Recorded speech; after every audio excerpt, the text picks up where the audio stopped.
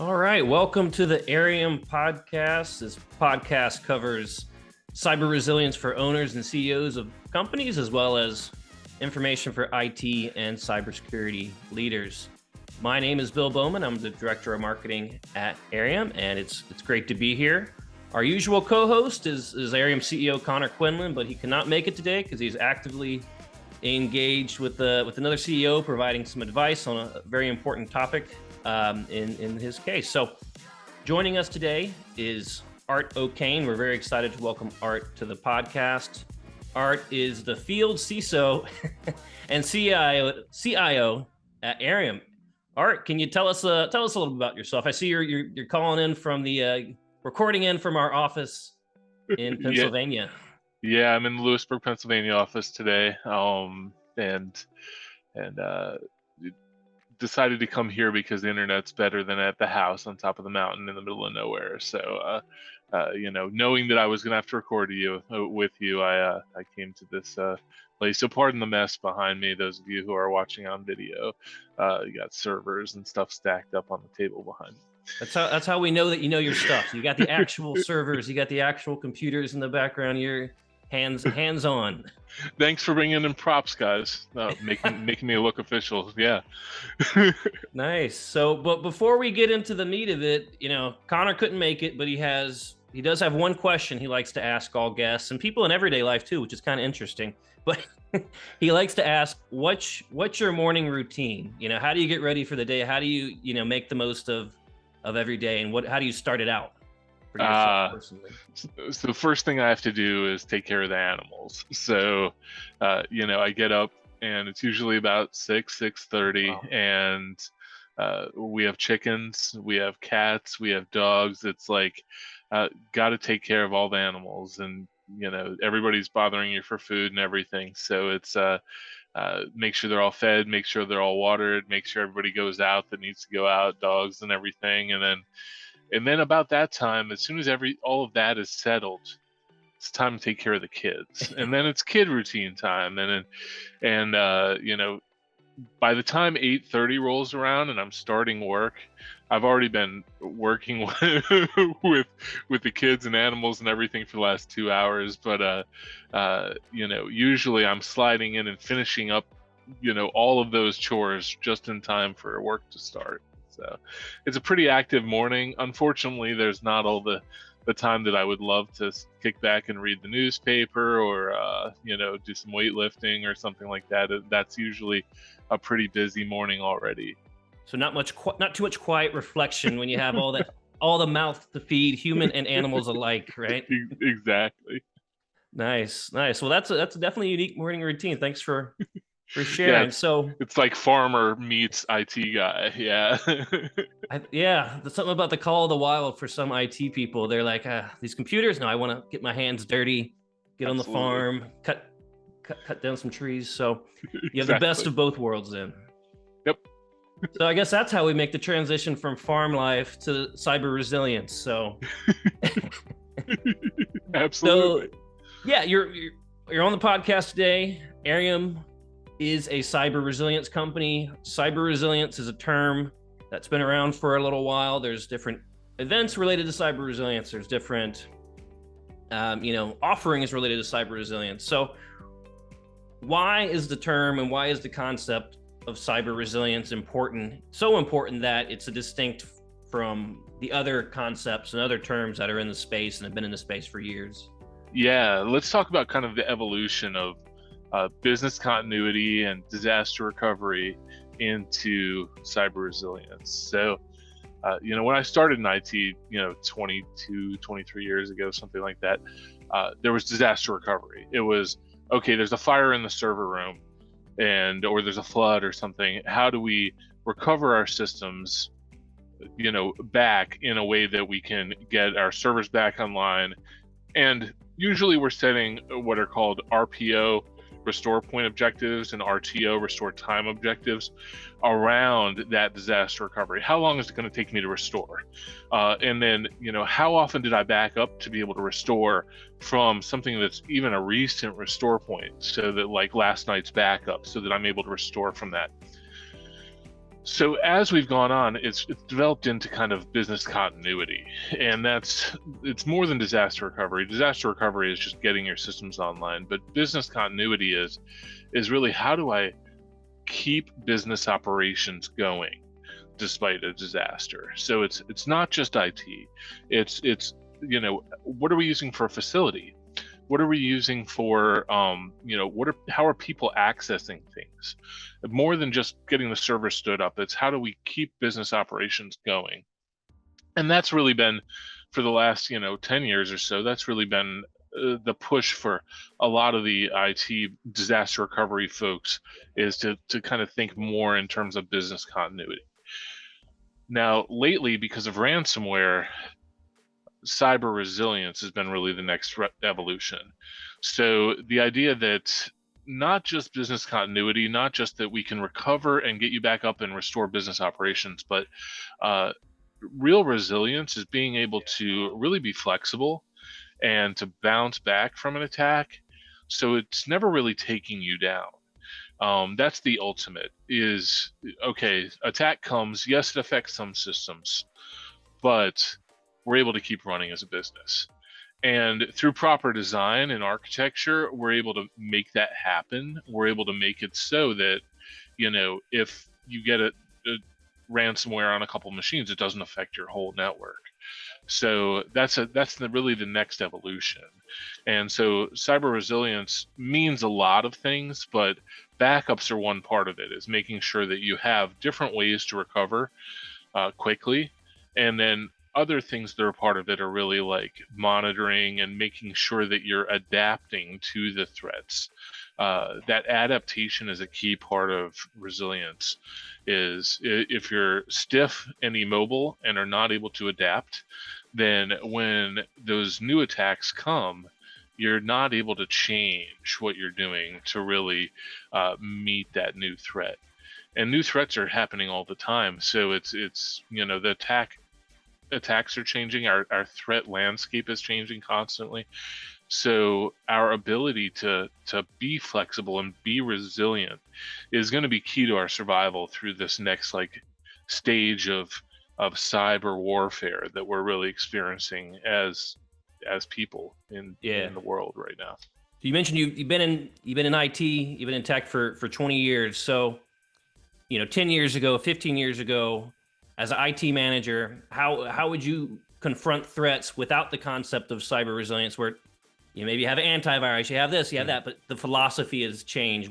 I guess you kind of covered that in the evolution part, but what's your everyday life of you 10 years ago? What was your philosophy, and what was your actions to stop a threat, and how, what are you doing today? What do you recommend doing today in your ongoing stuff? Yeah, absolutely. So before, castle and moat architecture was really the way we used to think about security, is a big firewall at the edge of your network. And then inside your network, you assumed that everything was trusted and okay. So the assumption was the firewall was going to block everything and nothing was ever going to get in. And then you would do backups, and you would rotate backups and take one of your drives off site every day. So if there was like a fire or something that took down your site, you'd be able to recover. But the thinking was never that somebody will actually make it through that moat, that firewall. Nobody will actually make it into the castle. People were probably maybe not overconfident. They're very confident. They're like, I got it. I'm good. Check. Absolutely. And in the last really 10 years, but it's been really prevalent in the last 5, it's phishing and credential theft and things like that have made it easy for the attacker just to log in. It's nobody's having to come up with some mystical way to hack into your systems. They're just logging in the way you do, with your creds. So the assumption that they can't get through the firewall is really something that has been the major shift. Now we need to make an assumption that they're in and can affect your network. So that's the change of thinking, is is not that, okay, we're able to protect everything. It's really that we're doing the best we can to protect everything. We're still layering in tons of defenses. We're still approaching it as defense in depth and building up that onion of layers of security. But we know that a good attacker is going to find a way through, and especially ones that are using state level, state actor type tools. Whether they have experience hacking at a state level or whether they're, using just those toolkits, they're able to get through anyway. But even those methods aren't the most common methods. The most common methods, like I said, are really just the attacker logging in as you and getting your creds. So since really our attack surface has changed, it's not the outer shell of the company anymore. It's the entire company. It's really every person is vulnerable now. Every workstation is vulnerable. Every phone is vulnerable. Everything that is a part of your network is vulnerable. So when we're thinking about cyber resilience, it's thinking about what do we have to do to make systems bounce back from an attack so that we can keep running as a business. Understanding that we're going to get attacked, and some attacks are going to be detrimental, we're going to get leveled, but how do we bounce back quickly? And then from a data privacy perspective, which is completely separate from resilience doesn't really talk about privacy. Resilience is just assuming I need to get my systems back up and running. It's really, breach of data is not even a part of cyber resilience. But from a privacy perspective, we also need to start considering how to separate that data from those vulnerable systems, so that when somebody hacks your phone, they don't have access to all of your work info in your phone. So when somebody hacks your workstation or logs into your workstation with your creds, they're just not able to access everything on the network. They should be able to access Bill's marketing docs, but not the company finances, and not the HR systems, and not technical engineering systems. Things need to be segmented and divided in a way that protects them, and that really aligns with a cyber resiliency concept of microsegmentation. Is microsegmentation is minimizing that blast radius. We have less that we need to recover to get you back up and running if that blast radius is really small. If when Bill gets ransomware, it just affects Bill's PC rather than everything else in the network, then we only have to recover one machine and the business can keep running. So there's a lot of different pieces to cyber resilience. So how would you divide it? There's the tools in place. So you might have different technology in place. You might have different processes in place. Or how does it all break down and segment for someone to look at it in a systematic way of getting your act together from starting at zero to being cyber resilient? How many streams of effort are required to make that happen? And it can be done internally and externally, right? So there's a lot of different variables as well. Absolutely. And so there's a lot of, since it's become popular, there are a lot of different frameworks now, and a lot of even organizations that have spun up to create resiliency and are around disaster recovery or around business continuity. And they've developed resiliency frameworks. The Global Resilience Federation, GRF, developed the Operational Resilience Framework, the ORF, which is really about, part of it is cyber resiliency, but part of it is just a business resiliency. What do you have to do to make sure your business runs? What I'm usually looking at, though, when you're talking about how do we kind of separate this into phases or identify what do I need to actually take care of. Yeah, what's the most important, right? Exactly. Then I'm really thinking, I'm trying to align myself with a framework like MITRE, Cyber Resiliency Engineering Framework, the CREF that they've done. And so they have 4 goals, and really we can separate everything, every technology, everything we're doing into one of these 4 goals. It's anticipate, withstand, recover, and adapt. And so, anticipate is really the preparatory steps you're taking to get ready for an attack. And this is something that's commonly overlooked with companies. Like everybody's always reacting, but nobody's just anticipating the attack. Like, we're able to anticipate attacks fairly well with threat feed and analytics, with information in the wild, stuff on the dark web, stuff where even in the news, where people are saying, okay, there's more attacks of this kind happening to the banking sector, to construction sector, to the education sector, etc. It's that anticipation is kind of an early warning system to get ready. And it's even when there's no early warning, we should be getting ready anyway. It's preparing our systems for this. Yeah, and I guess in that anticipate phase, that kind of bleeds in a little bit into cybersecurity. Yes. So in my brain, I like to think it's either one or the other, but it's a framework and a philosophy. So you might have certain elements that are shared in cybersecurity, cyber resilience. They get along together, right? So it's one of those things.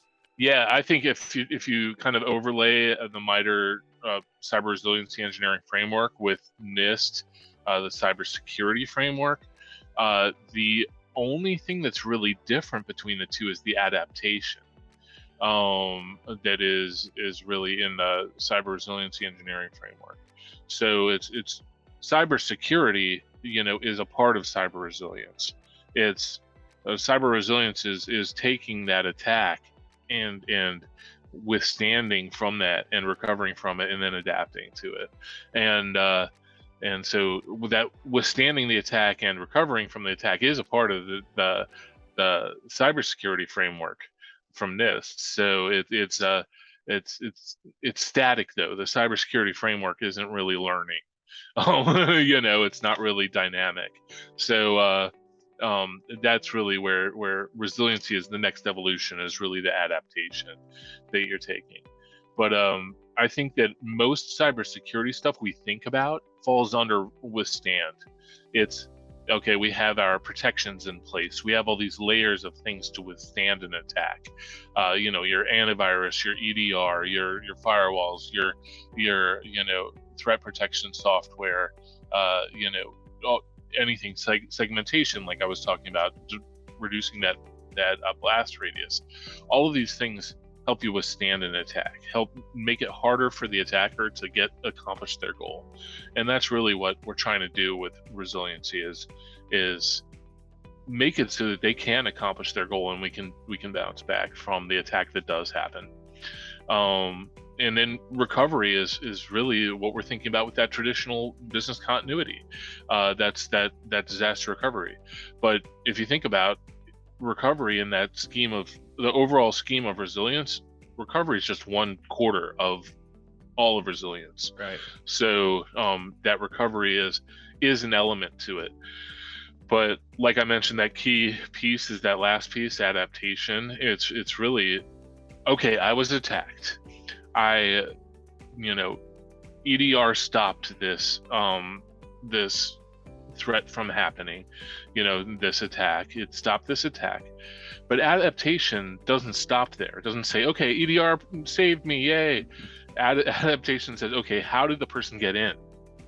How do we stop this next time? What if they were successful with this particular attack? What do we do to evolve from that? And it's constantly changing. So one of the things that a lot of people with, companies, will, it's painful. It's painful for companies right now to think about this. Cybersecurity is an ongoing investment. It's an ongoing project. It never ends. The board of directors or a CEO will ask me, are we secure? And I'll have to answer every time, no. There's no guarantee. Exactly.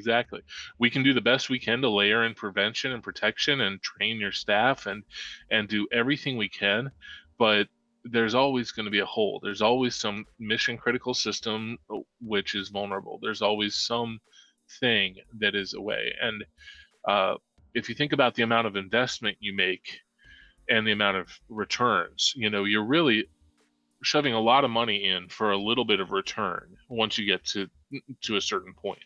So you want to reach the sweet spot where you paid just the right amount of money to keep you mostly safe, but beyond that, you're just throwing hundreds of thousands of dollars returns, away. Right? Exactly. 80-20 rule, whatever the frameworks for that kind of thing are. Exactly. Yeah.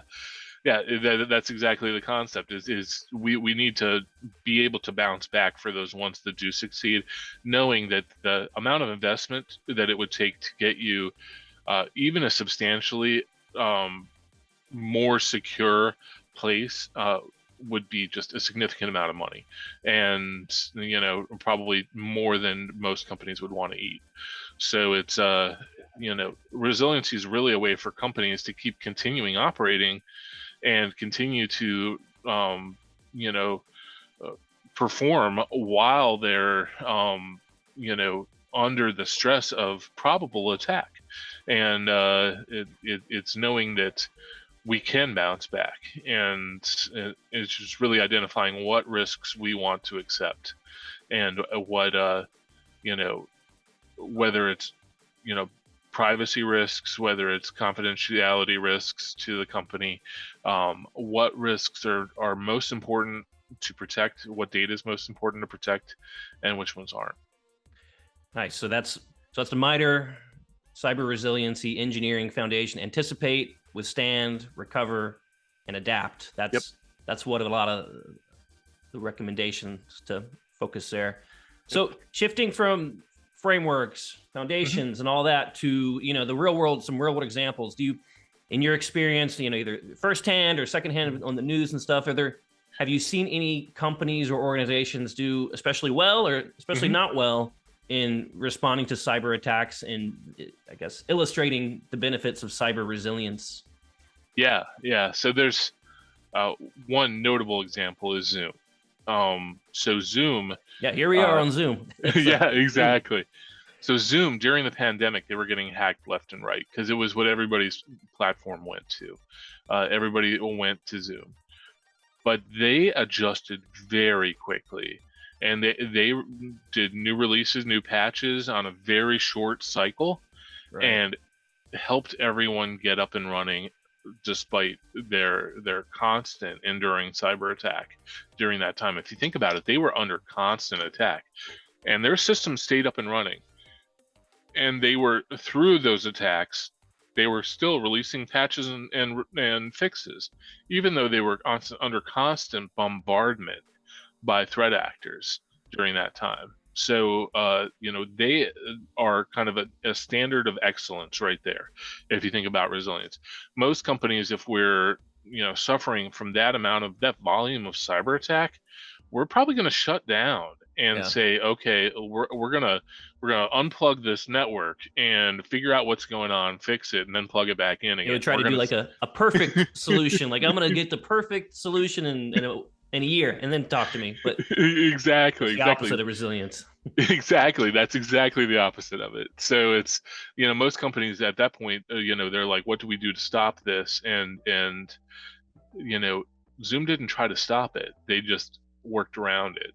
And they just continued their operations, and they just continued to patch and make things fix the problem, rather than trying to pull the cord and stop the attack. So, that was an example of resilience.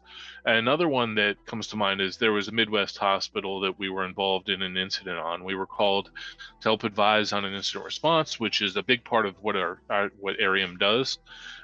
And when I got involved and I was on these initial calls with the client, they had literally everything right.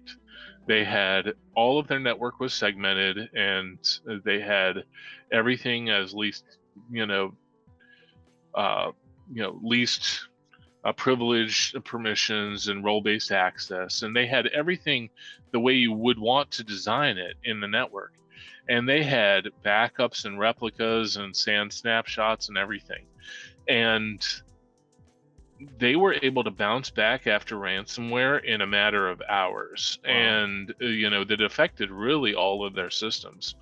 So in that case, it's an example of how architecture and how designing systems right actually can help you in bounce back from a cyber attack. In this case, I would say that that hospital had almost no cyber protection. They had almost no like EDR and firewall and like MFA and things that we would think as cyber hygiene. They had none of that in place, but they had everything architected well from an IT point of view, so that they were able to bounce back very quickly. And that almost is unheard of when a attack is that successful against a server farm, being able to recover that quickly. A lot of companies think, and this is a fallacy that I've seen with several incidents, they think that because they have a lot of money invested in DR sites, disaster recovery locations, where they're paying for another data center, they're doing a copy of all their data to that data center. They think because they've invested millions of dollars in this, that they're going to be safe in an attack and be able to recover quickly. And in reality, both the production system and that disaster recovery system are usually affected by the attack. And a lot of companies are spending big money on storage, those storage area networks, these SANs, that allow them to snap back. And that's the marketing that these SAN vendors are saying, that, okay, if ransomware happens, all you have to do is snap back really quickly and you're back up and running. And in reality, we see those creds for that storage being stolen a lot. Wow. So the attacker is able to ruin that ability to snap back. So, but with this particular hospital, though, they had architected everything well so that the attacker couldn't get access to that storage, so that the attacker couldn't get access to those backups. And because of the way they architected their system, they were able to get back up and running very quickly. Nice. So investing a lot of money in newest tools does not guarantee security or resilience. Right. Yeah, the newest tool does. It's the process and thoughtful design and training and everything else. So, any other final tips or any other ways that leaders at organizations, the owner, a 50 person, 75 person organization or company out there, what can they do today or this week to become more resilient, one step further towards resilience? Yeah, so I mean, there are a ton of things to do. The cyber resiliency engineering framework has a lot of things that tactically they can do. I'd say the first strategic step may be to do what I call a tabletop exercise. And so it's really a planning session. You run through a scenario and say, okay, ransomware came in through Susie's laptop and affected our server. What do we do now? And walk through that kind of disaster scenario. And when you're walking through that, you'll realize, okay, we're just planning on calling this IT vendor. Okay, so let's bring that IT vendor into that conversation and say, how are you actually recovering this? And when you're working through that scenario, you'll probably uncover like 5 or 6 things that are really critical deficiencies in how you're set up that would actually stop you from recovering well. So then after that tabletop, you go back and you figure out, okay, what do we need to fix now? Let's try to shore up these problems.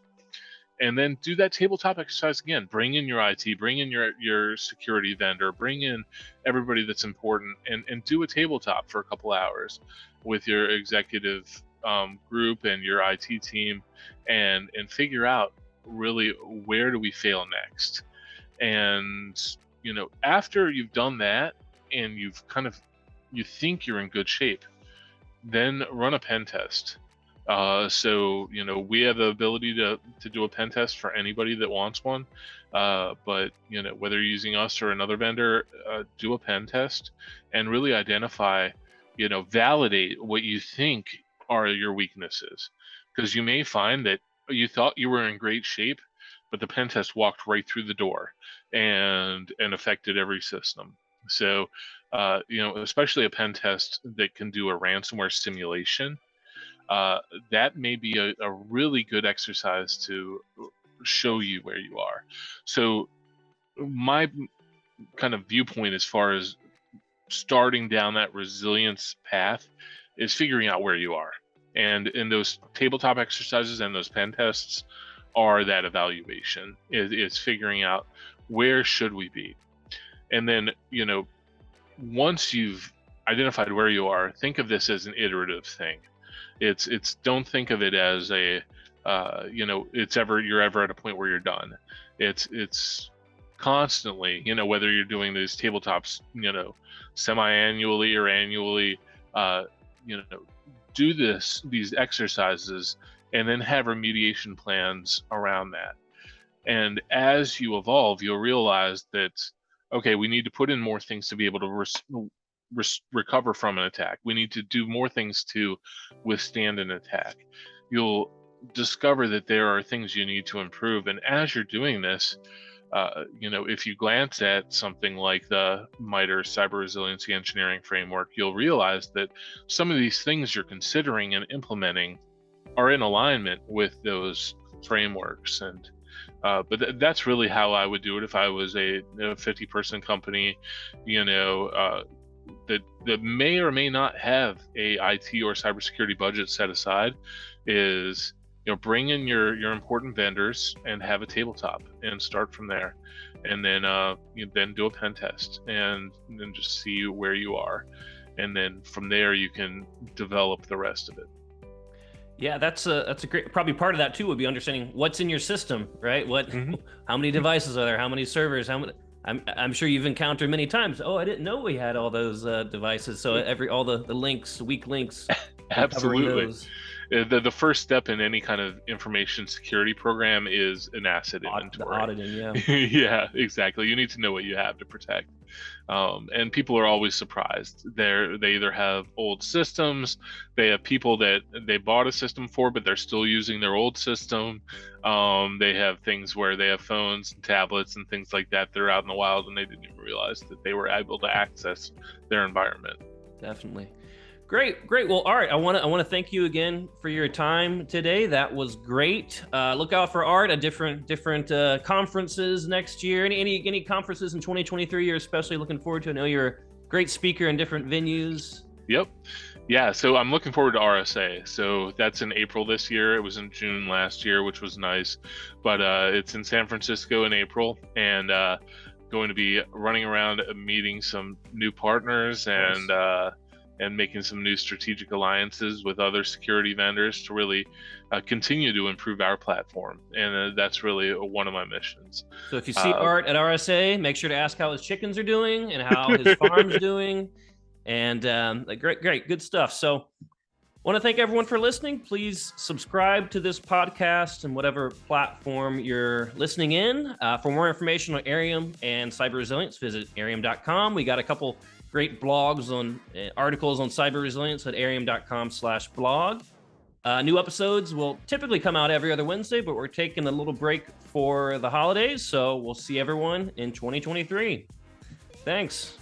All right. Thanks.